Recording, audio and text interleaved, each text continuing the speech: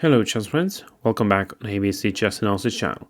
In today's video, we will analyze the game between the Grandmasters Maxime and Ding Lorraine. They played this game on the FIDE Candidates tournament, and Maxime opens the game with the move e4. After that, Lorraine play e5, we have knight to f3, knight to c6, bishop to b5, and this is just opening called Ruy Lopez.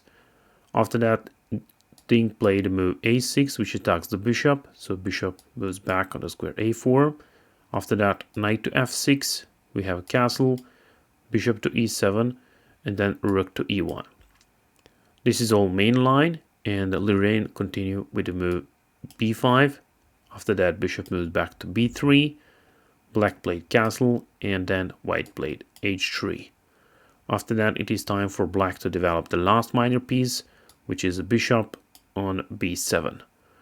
White played the move d3, we have a d6, and then white played the move a3. With the move a3, he opens the way for a bishop to retreat on the square a2, and then queen moves to the d7. We have knight to c3, rook f to e8, and then bishop to d2. After that, black started to maneuver with the knight from the square c6, and his plan is to go over d8 to the square e6, and he moves the knight back. It also wants to go with the move c5, because when knight is on the c6 it blocks the pawn, and after that he will grab some space on the queen side. So here white moved the knight to the square d5, which offered knights for exchange. After that, black accepted, so he took that one with the knight, and the white recapture with his pawn from e4 to d5.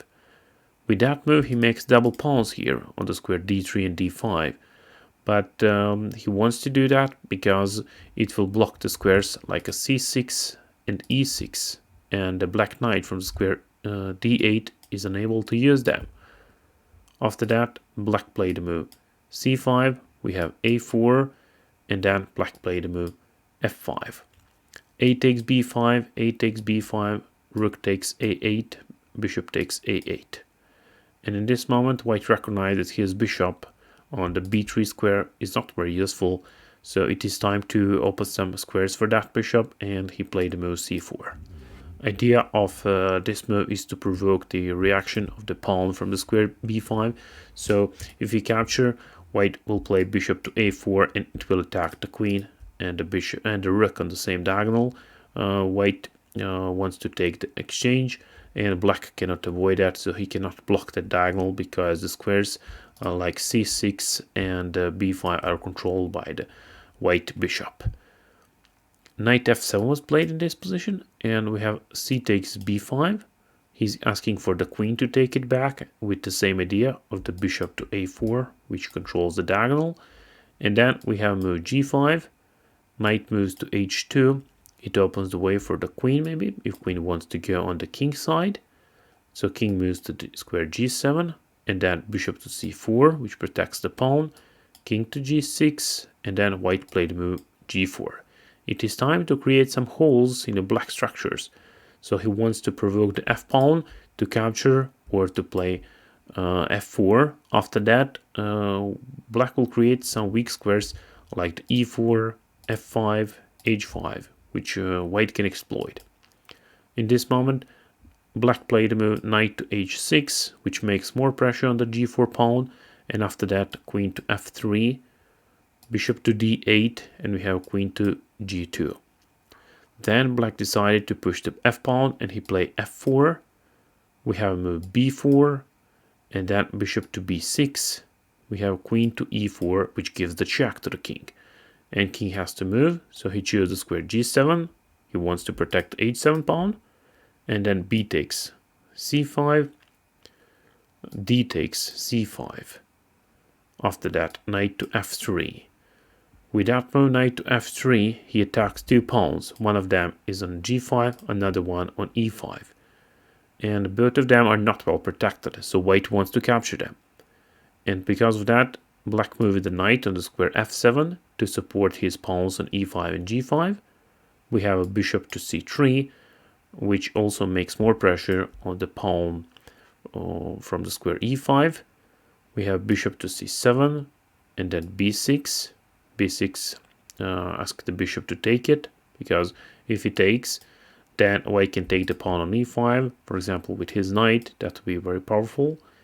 And after move b6, black moves the bishop back.